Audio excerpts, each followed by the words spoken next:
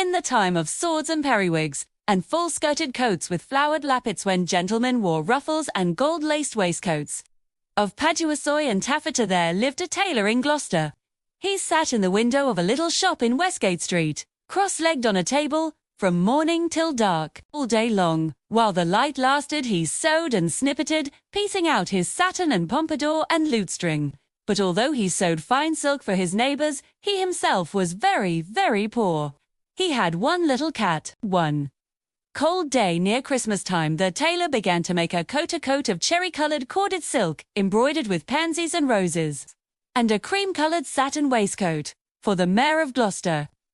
The tailor worked and worked, and the stitches of the waistcoat were so neat, they looked like the work of fairies. He cut his silk and trimmed it with fine cloth, all measured and ready to sew. All the pieces were laid out on the table, the 2 fronts, the 4 skirts, the cuffs and the pocket flaps. For the lining of the coat, he had prepared some taffeta, and for the buttonholes, he had a twist of cherry-coloured silk. He had everything ready to sew in the morning, all laid out upon a clean cloth. But he was very tired and beginning to be ill. He felt a fever coming on, and his fingers were all of a tremble. It was the middle of the night before he had finished preparing the work, and then he crept away to bed in his little room behind the shop. And he was very sorrowful, for he had no more twist. But he had been overlooked by a little pair of eyes from a dark corner of the room, from behind the teacups on the dresser. Some little mice had been peeping out and watching the tailor at his work. When the tailor was gone, they came out of their holes, pattering all over the shop. They skipped and they danced, and they loved the bits of silk and thread. But one little mouse had a conscience.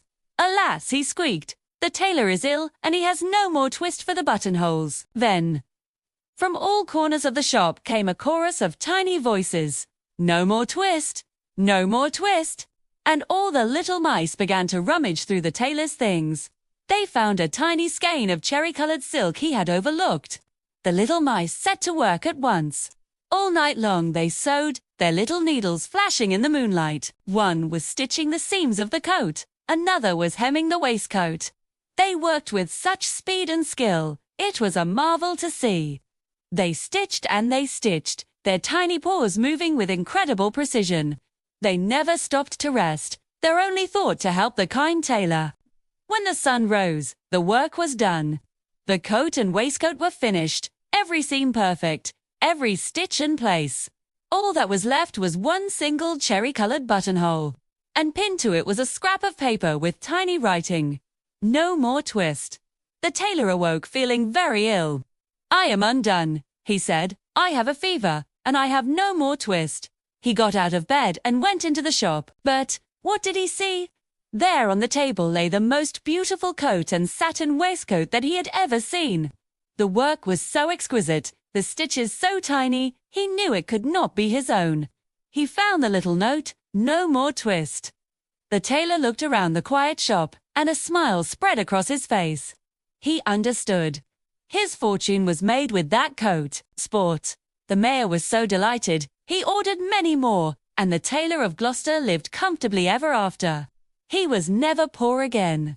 And he was always, always kind to the little mice, leaving out crumbs for them every night, forever grateful for their midnight tailoring.